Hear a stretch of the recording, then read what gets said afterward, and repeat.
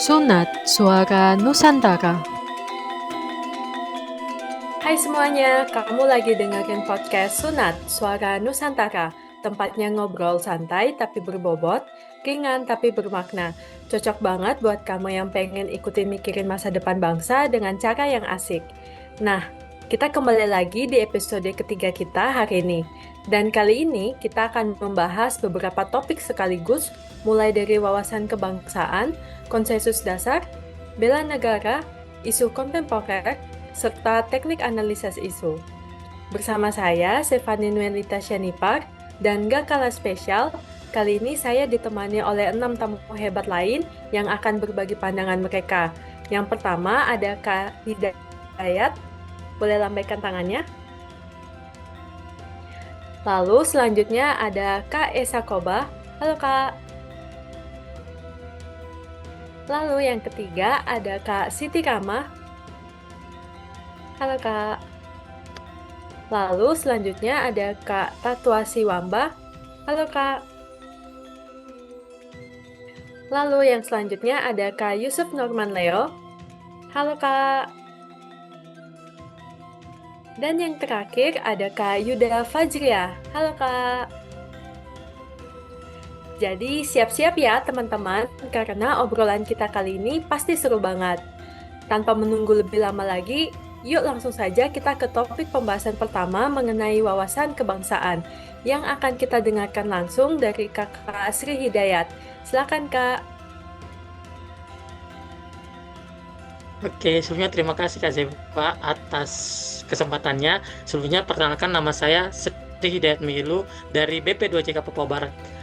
Di sini saya akan menjelaskan apa sih itu wawasan kebangsaan. Wawasan kebangsaan adalah cara memandang bangsa Indonesia mengenai diri dan tanah airnya dengan mengutamakan persatuan dan kesatuan wilayah dalam penyelenggarakan kehidupan berbangsa, bernegara, dan juga bermasyarakat. Secara lebih rinci, wawasan kebangsaan adalah cara pandang yang menempatkan kepentingan bangsa dan negara di atas kepentingan pribadi atau kelompok, dengan melibatkan rasa cinta tanah air, penghormatan terhadap kebangsaan, dan juga komitmen untuk menjaga keutuhan berbangsa. Selain itu, mengapa sih wawasan kebangsaan itu penting? Karena wawasan kebangsaan ini menjadi dasar bagi persatuan dan kesatuan bangsa, serta memperkuat pertahanan nasional. Dengan wawasan kebangsaan, masyarakat dapat memahami nilai-nilai luhur dan juga menghargai keberagaman dan berpartisipasi aktif dalam pembangunan negara. Hal ini membantu mencegah konflik sosial dan juga memperkuat identitas nasional di tengah arus globalisasi. Begitu Kak Zefa. Oh, oke, penjelasan yang sangat menarik ya Kak. Nah, tapi setelah mendengar beberapa penjelasannya Kakak tadi, aku tuh jadi kepo Kak. Kira-kira bagaimana ya Kak caranya supaya kita bisa tetap mempertahankan identitas nasional di tengah-tengah arus.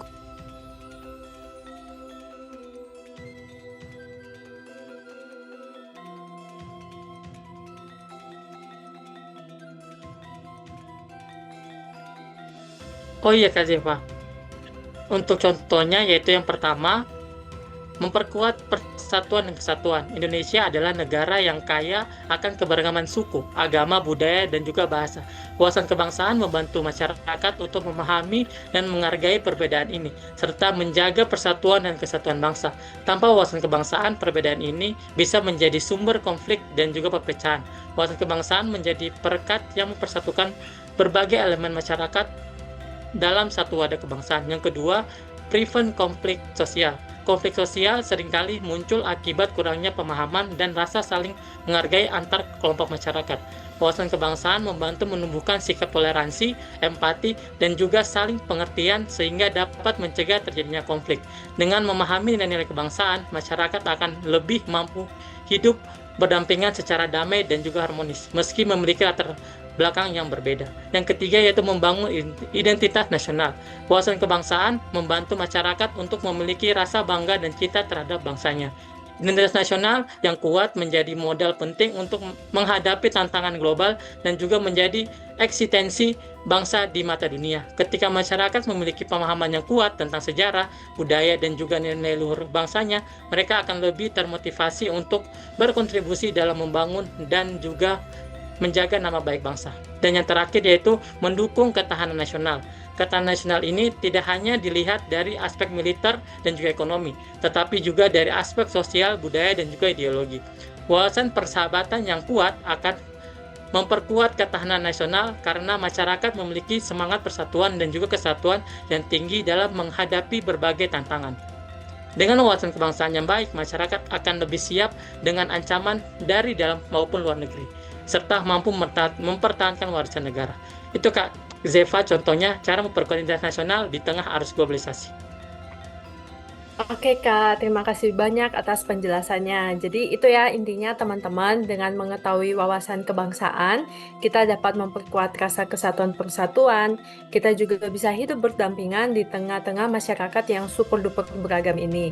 Kita bisa meningkatkan rasa toleransi dan juga sebagai generasi muda kita menjadi lebih termotivasi untuk membangun negara kita Indonesia. Sekali lagi terima kasih ya Kak Dayat. Ya, sama-sama. Oke, selanjutnya kita akan membahas topik yang tidak kalah menariknya, yaitu mengenai konsensus dasar di Indonesia yang akan dibicarakan langsung oleh Kakak Esa Koba. Silakan Kak. Halo, perkenalkan saya Sumarto Esa Koba dari BPBPK Papua Barat. Materi yang saya akan sampaikan terkait refleksi materi konsensus dasar bangsa. Selama mengikuti pembelajaran 4 hari terakhir, salah satu materi yang saya anggap sangat penting adalah tentang konsensus dasar bangsa. Nah, konsensus dasar bangsa dapat dipahami sebagai kesepakatan bersama yang menjadi fondasi berdirinya bangsa Indonesia. Hal ini sangat penting mengingat kita, bangsa Indonesia itu terdiri dari berbagai macam suku, agama, budaya, bahasa, dan keberagaman ini tentu dapat menimbulkan perbedaan pandangan.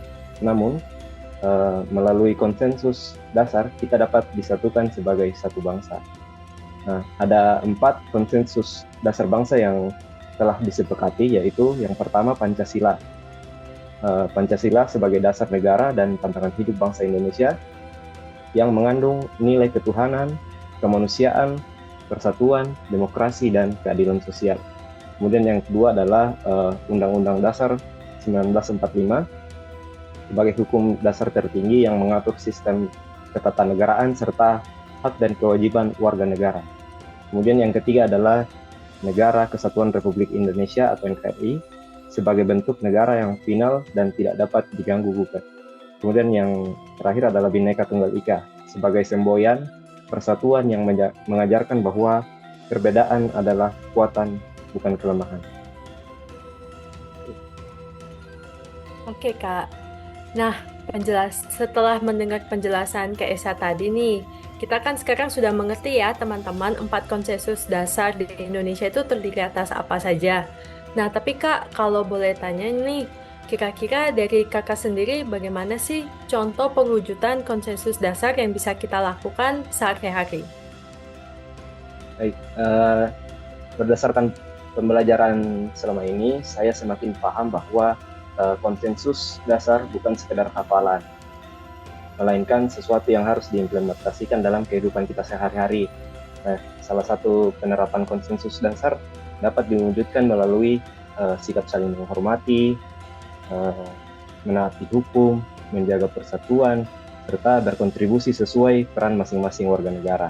Nah, apabila konsensus dasar diabaikan, hal ini dapat memicu konflik dan perpecahan yang mengancam keutuhan bangsa. Sebaliknya, jika berpegang teguh pada konsensus dasar, Indonesia akan tetap kokoh dan mampu menghadapi berbagai tantangan zaman. Nah, bagi saya pribadi, pemahaman tentang konsensus dasar bangsa memperkuat keyakinan bahwa sebagai ASN muda, saya memiliki tanggung jawab untuk menjaga, mengamalkan, serta menyebarkan nilai-nilai konsensus dasar kepada masyarakat. Hal ini penting agar keutuhan bangsa dan persatuan Indonesia dapat terus terjaga di masa kini maupun di masa depan. Mungkin itu dari saya, sekian, terima kasih. Oke, terima kasih Kak Esa, insight yang luar biasa sekali ya. Jadi teman-teman, intinya itu cara supaya kita bisa mengamalkan konsensus dasar yakni dengan saling menghormati perbedaan, menaati hukum, menjaga persatuan, dan berkontribusi sesuai peran masing-masing. Makasih Kak Esa. Nah, selanjutnya kita akan membahas tentang nilai-nilai bela negara yang akan kita dengarkan langsung dari Kakak Siti Rama. Silakan waktu dan tempatnya, Kak. Ya, halo Kak Zepa. Sebelumnya perkenalkan, saya Siti Rahma dari BP2JK Papua. Jadi tadi kita ingin membahasnya bagaimana nilai-nilai bela negara ini. Sebenarnya kalau kita dengar kata bela negara, mungkin yang kebayang itu kayak tentara, perang, senjata gitu-gitu ya. Padahal sebenarnya bela negara itu jauh lebih luas. Kayak bela negara itu adalah sikap, tekad, dan tindakan kita sebagai warga negara untuk menjaga kedaulatan, persatuan, dan keselamatan bangsa. Jadi kalau kita lihat sejarah ya, sejak dulu semangat bela negara tuh udah ada banget gitu dari pendahulu bangsa ya. Rakyat Indonesia berjuang melawan penjajahan, dan setelah proklamasi mereka juga masih berjuang untuk mempertahankan kemerdekaan, termasuk kita ini gitu kan. Kita sebagai bentuk nyata dari bela negara itu sendiri.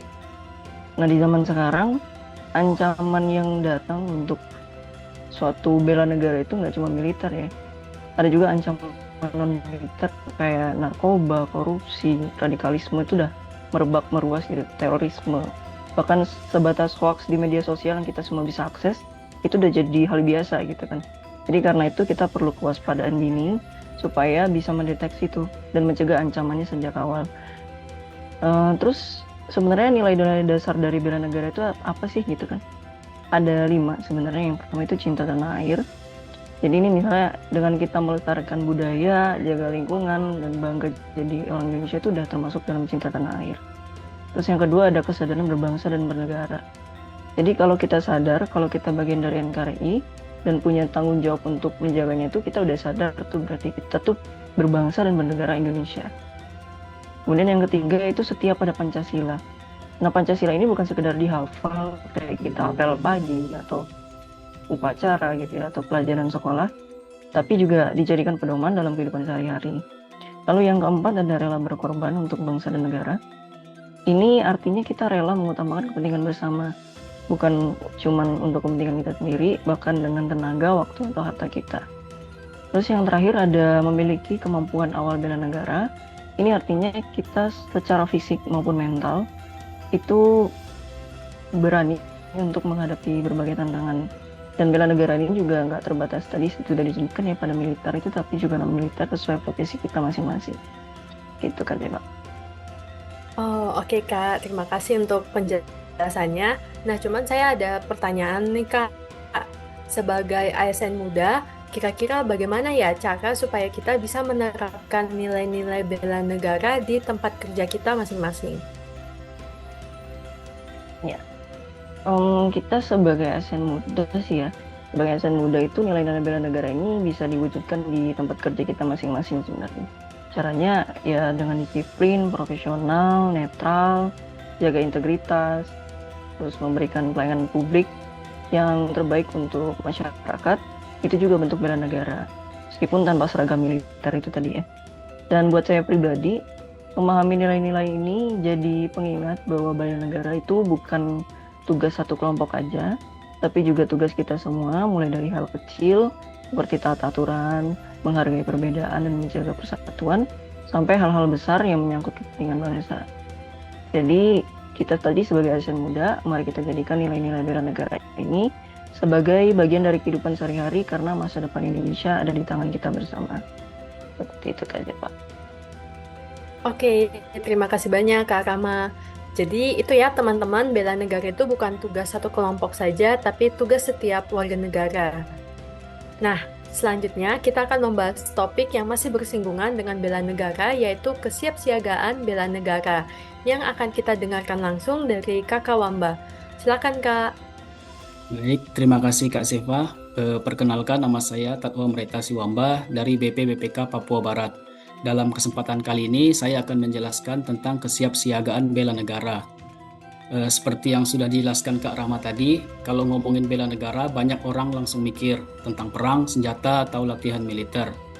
Saya sedikit mengulang apa yang disampaikan Kak Rahma tadi, bahwa bela negara adalah sikap dan tindakan kita sebagai warga negara yang menunjukkan cinta tanah air, menjaga persatuan dan siap menghadapi ancaman, baik yang datang dari luar maupun dari dalam negeri. Nah, di sini saya membahas tentang kesiapsiagaannya. Kata kesiapsiagaan di sini berarti kita punya mental, fisik, dan semangat yang selalu siap untuk berkontribusi. Bukan hanya kalau ada perang, tapi dalam situasi sehari-hari juga. Coba kita bayangkan, tantangan kita sekarang kan banyak banget nih. Ada ancaman ideologi, misalnya paham-paham radikal yang bisa memecah belah bangsa. Ada ancaman digital seperti hoax atau ujaran kebencian di media sosial.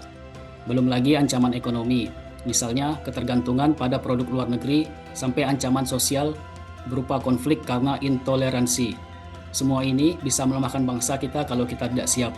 Jadi mau tidak mau, suka tidak suka, kita harus siap. Begitu Kak Zefa. Wah, penjelasan yang sangat menarik ya, Kak. Tapi aku jadi ada satu pertanyaan nih. Kira-kira bagaimana ya, Kak, caranya supaya kita bisa punya kesiapsiagaan bela negara ini, Kak? Caranya sebenarnya sederhana. Ada beberapa hal. Yang pertama, cinta tanah air. Contohnya, bangga pakai produk lokal, menjaga lingkungan, atau sekedar nggak buang sampah sembarangan. Hal kecil, tapi punya dampak besar. Sadar berbangsa dan bernegara. Kita paham bahwa Indonesia itu beragam, tapi kita tetap satu. Jadi, jangan gampang kepancing isu yang bisa memecah belah. Kemudian, taat hukum. Kalau kita disiplin, penuh aturan, optimis, kehidupan berbangsa jadi lebih tertib. Kemudian ada siap fisik dan mental. Artinya kita punya ketahanan diri, sehat jasmani, kuat mental, dan punya semangat untuk terus berkarya. Jadi, kalau ditarik ke kehidupan kita sebagai ASN muda atau CPNS, bentuk bela negara itu bisa sederhana, bekerja dengan profesional, melayani masyarakat sepenuh hati, nggak korupsi, dan menjaga integritas. Itu semua sudah termasuk kontribusi nyata buat bangsa. Sedangkan buat masyarakat umum, bela negara bisa dilakukan dengan hal kecil, nggak nyebarin hoax, toleransi sama perbedaan, dan ikut serta dalam program pembangunan. Jadi, setiap orang punya peran masing-masing. Intinya, kesiapsiagaan bela negara itu bukan cuma soal siap perang, tapi soal siap berbuat yang terbaik buat peran kita. Kalau masing-masing warga negara siap berkontribusi, Indonesia bakal lebih kuat menghadapi ancaman apapun, entah itu fisik, ideologi, sosial, atau digital. Sekian dari saya, terima kasih, dan jangan lupa tetap semangat.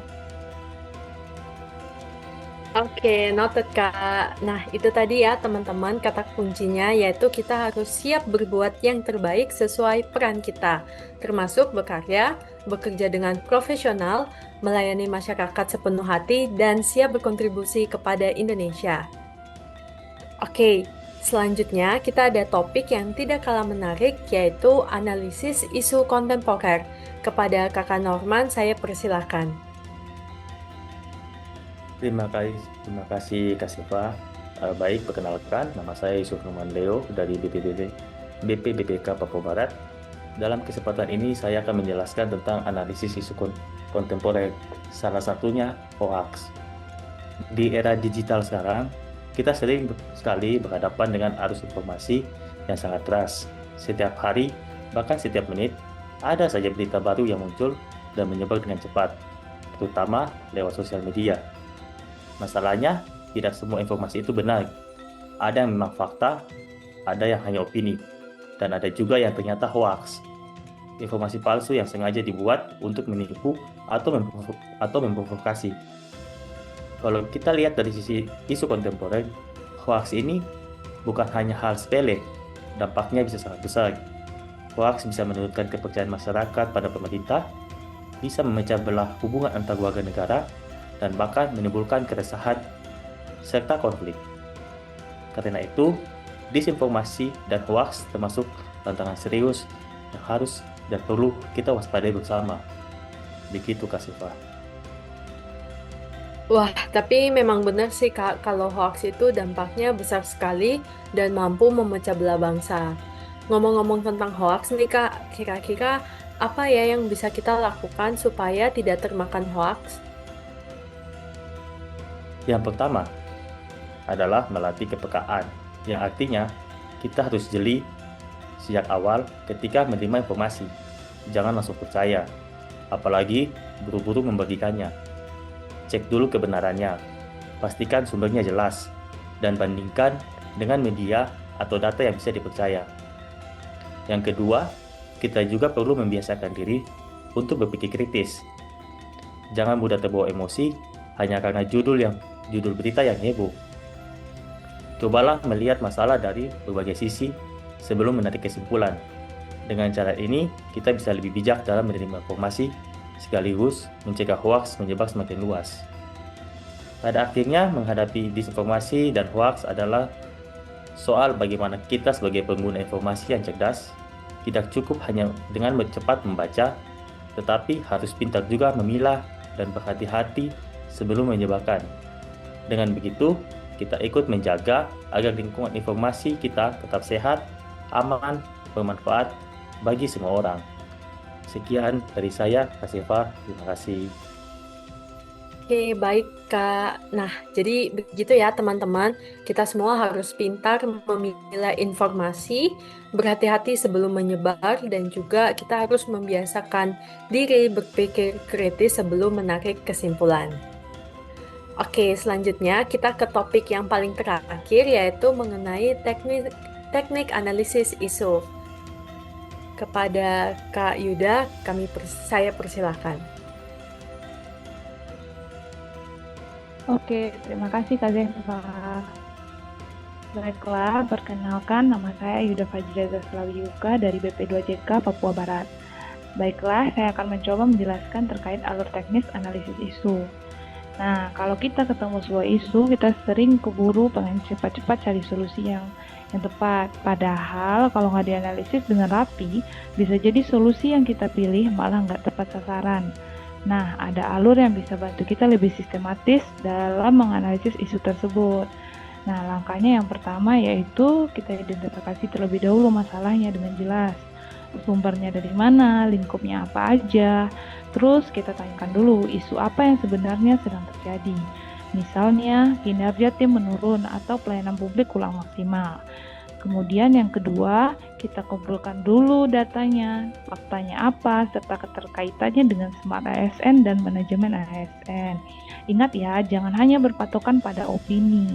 Data bisa berupa laporan, observasi, maupun feedback dari pihak terkait. Nah, yang ketiga, kita cari akar masalahnya.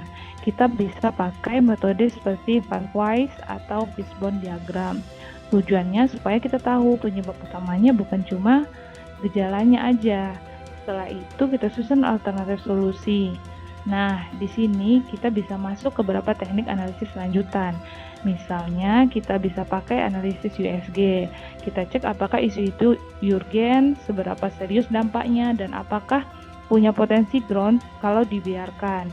Dengan begitu kita tahu mana masalah yang harus diprioritaskan, dan jangan lupa juga dibuat indikator kriterianya supaya alternatif solusi yang kita pilih itu benar-benar terbaik. Begitu Kak Zeva. Wow, ini topiknya menarik sekali, tapi agak susah ya Kak. Tapi aku punya pertanyaan. Kira-kira selain analisis USG tadi, ada metode apa lagi ya Kak dalam kita memilah atau menapis isu? Oke, begini Kak Zeva. Nah, selain metode USG, kita juga bisa menggunakan metode APKL analisis namanya, yang mana bisa melihat aktual, berarti terkini, problematik, berpotensi menjadi masalah dan segera dicarikan solusi komprehensif. Kemudian ada kekelayakannya, berdampak pada orang. Kemudian ada kelayakannya, masuk akal tidak, realistis tidak, relevan dan dapat dimunculkan inisiatif pemecahan masalahnya. Metode ini membantu kita memahami siapa saja yang terlibat, kenapa isu itu muncul, dalam situasi apa, dan bagaimana keterkaitannya dengan faktor lain. Nah, yang terakhir, kita gunakan namanya MC Namara Filter. Filter ini membantu menilai apakah isu ini layak ditangani dengan mempertimbangkan 3 hal. Pentingnya isu, ketersediaan sumber daya, dan dampaknya strategisnya. Dari situ, kita bisa menentukan prioritas mana yang harus kita tangani segera, dan mana yang bisa jangka panjang. Dengan alur ini, analisis isu jadi lebih runtut, objektif, dan hasilnya bisa dipertanggungjawabkan. Intinya kita nggak cuma kasih solusi, tapi benar-benar memahami masalah dari hulu sampai ke hilir. Begitu Kak Zeva. Oke, baik. Terima kasih, Kak. Jadi, begitu ya, teman-teman. Intinya adalah kita harus melihat dulu inti dari permasalahan yang ada di sekitar kita itu apa, baru kita berupaya mencari solusinya.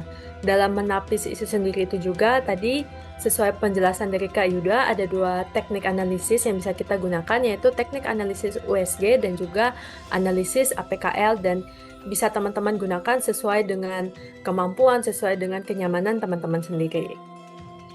Oke, sedemikian jauh pembicaraan kita malam ini ya teman-teman, mulai dari wawasan kebangsaan, konsensus dasar, bela negara, isu kontemporer, serta teknik analisa isu. Ada banyak sekali topik-topik yang sudah kita pelajari yang pada dasarnya sih mau mengajari kita untuk tetap mengenali dan mencintai bangsa kita, untuk peduli dan lebih jeli melihat permasalahan yang ada di sekitar kita. Sebagai ASN muda, kita juga harus memiliki jiwa problem solving yang tinggi supaya kita tetap mampu bersaing di era globalisasi ini. Jadi sekian ya podcast Sunat episode ini. Stay tune untuk episode-episode baru lainnya. Bye-bye.